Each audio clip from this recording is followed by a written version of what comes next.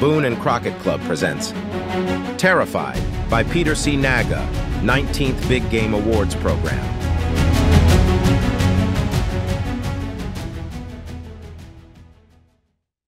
I hunted bear in the Galiuro Mountains for several years, but September 9th, 1982 was to be a day that I will never forget. It began very much like all my previous hunts. After 2 days of calling without spotting any bears and 2 unfruitful stands on the 3rd day of the season, I set my call on the ground and began to light my pipe. A hunter needs to be alert after calling, but the lack of success had my guard down. When I heard the faint sound of an animal walking through the small pebbles on the ridge, I was surprised. My first thought was that the sound was a fox, since it was so soft. A few seconds later, more stones crunched underfoot of the animal. Looking around for the sound, I saw a black object moving toward me. From behind the large rock I was using for cover, the critter moving through the thick brush looked like a black Angus cow that was nearly starved to death. The animal appeared to be nothing but a bag of bones. When I finally recognized the animal as a bear, I was not very excited. I was sure this bear was not the bear that left the huge track I had been following for so long. This bear was in such bad shape and so skinny he could not possibly last through another winter. Watching the bear come in, I tried to decide whether to shoot. I caught a glimpse of the bear as he passed through the brush. I could see the hair hanging from his belly, which indicates, just as with cattle, a male.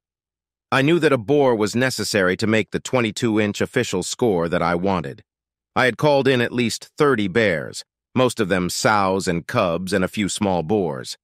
After 5 frustrating years of calling so many bears and not getting a single shot at a big boar, the temptation to shoot grew. When the bear cleared the brush at 35 yards, I drew my 82-pound pull laser magnum bow. I held the 30-yard pin on the top of his scrawny back as he presented an excellent front quarter shot. At this time, I decided to take the bear. In my entire life, I never imagined I could experience the fear that soon hit me like an avalanche. I had been through some tough times as a rancher and as a Marine in Vietnam, but none of those experiences led to the fear that would soon consume my mind and body. When I drilled the 22-19 arrow with a 4-bladed satellite shaft into his chest, the bear rolled on his back, twisting to grab at the shaft of the arrow, but then he ran straight toward me. Terror overpowered my body. I stood frozen to the spot since I thought he was coming after me, but he was not aware of my presence until he hit my scent at about 12 yards. Then he stood on his hind feet, swinging his front legs wildly as he growled. My feet felt as if they were glued to the ground. My God, what do I do now? I thought. I hesitate to say it because you won't believe it, but that bear looked like he was over 8 feet tall. Many times you can expect a black bear to run the other way, but a big, dominant boar who has been king of the mountain is not afraid of anything. He will avoid danger, but when he is provoked, he will not back down from anything. My advice to other bow hunters about calling bears would be, don't do it alone. Have a fellow hunter there to back you up, preferably with a big bore like a .44 Magnum, in the hands of someone who can shoot accurately under extreme pressure. I would not want a .357 Magnum behind me, since I've heard too many stories about the number of shots it takes to drop a bear with this gun. Just do not hunt them alone, or it might be the last time you do anything. In 1977, a rancher friend told me that he had seen a big bear track in the same country where a big buck pronghorn lived. Numerous trips failed to produce even one sighting of the trophy pronghorn, but I did see the tracks of a huge bear. I knew immediately this was the bear I wanted. A number of scouting and hunting trips were fruitless until 1979. I finally saw the big bear, after following his tracks from Aravaipa Canyon to the Mule Shoe Ranch. The entire Galiuro mountain range was his home. Since bear tracks are fairly easy to see and follow, especially those of a big bear moving uphill or down, I found his sign marking the areas he frequented. I followed his tracks in Manzanita berry country and lower on the mountain, in oak country. Usually, during the season when the manzanita berries are ripe, bears can be found higher on the mountain, so I concentrated my hunting efforts there. In the summer, when prickly pear pods are ripe, bears will drop into the desert to enjoy the intoxicating fermented pods. But there were not many prickly pears in this country, so the adage of "the bears are in the pears" did not apply to my hunt. I believed that persistence would eventually give me my chance, so I continued calling in the ripe manzanita berry country. 5 years of hunting with only one sighting would discourage many a hunter, but I believe that luck is part of every hunt. A hunter can force that luck through knowledge and skill, so I was within a few hundred yards of my big bear. I felt confident that I would call him within bow range. Every time I stopped to call, I looked for characteristics that would provide a good setup. Generally, I look for things that indicate good bear country, watching especially for high concentrations of foods currently being used by bears. Next, I look for an area that has either lots of dry oak leaves or small rocks so that I can hear any animal approaching. I also look for an area that provides enough visibility for a shot. I used to look for visibility out to a few hundred yards so that I could see them coming in. But experience taught me that even when I could see them early, I could not do anything until they were closer. Now, as long as I can see within my accurate shooting range, I have all the visibility I need. I prefer to shoot within 25 yards so that I can be totally confident with my shot placement. Another characteristic that I look for is an area that has no fresh tracks. Fresh tracks tell a hunter where a bear has been, not where he is now. When I find an area that has good and current feed, lots of leaves, visibility with good shooting lanes within my accuracy range, no fresh tracks, and good cover, I know that I have a good calling spot. Finally, I make sure that I set up behind a large rock or thick bush. I need the cover in front of me to hide any movement while drawing my bow. I don't worry about what is behind me, since my scent would alert any bear that might move onto my back trail. With bears and lions, a hunter will almost always have plenty of time to get off a shot, since they tend to stand and look, trying to figure out what has invaded their territory. Deer and turkey move out when a hunter moves, but bears will stay around long enough for a shot if the hunter uses some cover to partially conceal movement. Since I believe only 1 out of 5 bears that hear a call will come, either out of curiosity or hunger. I am not frustrated by calling stands that do not produce a shot.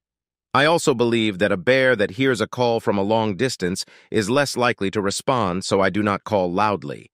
I keep my calling soft and make each one softer as I repeat calls from the same stand. I always hope that I have set up within a few hundred yards of a bear that is feeding or has bedded for the day. Of course, I always keep the wind in my face, whether I am moving to a calling stand or on stand. Any human scent, and the bear is gone. During my 5 years of chasing the big bear's track, a typical day would find me walking 10 to 12 miles. Within each day, I would call about 10 times. I would walk for 20 minutes to get into country that was beyond my last call, then move to the best vantage point I could find. Whenever I made a stand, I would call for 30 minutes. Some hunters have success calling bears from long distances and waiting much longer, up to 2 hours. But my approach and experience has led me to believe that calling will be more productive with soft calls made from more spots, with less time on each stand. I have been known to cover as much as 25 miles in one day, but usually I try to circle out for 5 or 6 miles, then work back to where I began. Some experts say that bears are nocturnal. Others say that they feed a few hours in the early morning, then bed for the day. Somebody must be right, but I figure it doesn't make any difference with my hunting style. Whether a bear is laid up or not, he will respond to a call. My problem is to get on stand when there's bear in the vicinity that is within range of my soft calls, without him knowing I am there. That is why I often call into side canyons.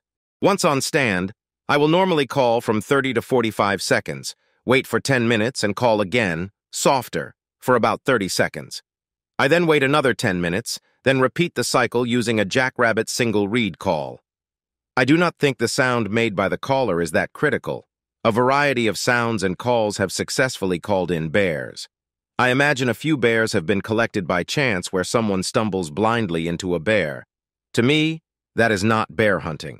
Bears are not like other big game animals that have a limited home range of a few square miles in which they live their entire lives. Not only will a bear use an entire mountain, like my bear used the Galiuro Mountains, but they will travel from mountain range to mountain range.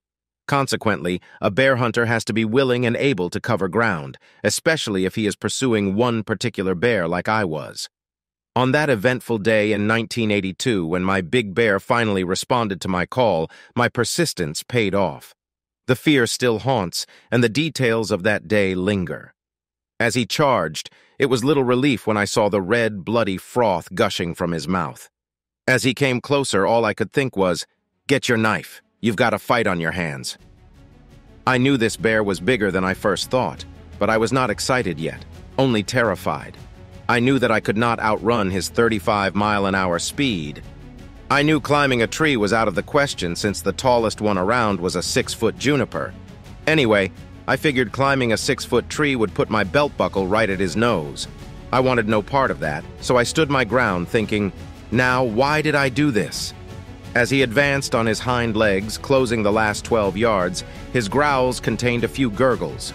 At 5 yards, the bear fell and rolled on his back, paws in the air. It was then, for the first time, that I realized I had shot the big bear that had left his tracks all over the Galiuro Mountains. Excitement began to mingle with the fear that overwhelmed my whole body. His claws, just 5 yards in front of me, were huge. The bear stood and charged again, but fell and rolled over. Since he was on a slight incline, the bear lost with each fall the ground he gained with each charge. But he continued to struggle to get me. After 5 or 6 attempts, he fell for the last time, spread eagle over a clump of Spanish dagger. Yet he clawed forward, trying to reach me, refusing to give up. Even though he was a bag of bones, this king of the mountain fought, clawing forward until his last breath. If I had not hit my bear solidly through the lungs, I probably would not be telling you this story. It is not important what the final score of my bear was, or what rank in any book my bear maintains. The important thing is that I took the best bear I could hope to take. The value of records book programs is the objective picture they paint of the size of all animals in the field. A specific score is irrelevant, and who shoots the animal is even less important. I was hesitant to enter this bear in the various programs because of the false assumptions that are sometimes drawn and of the ego that is too often involved.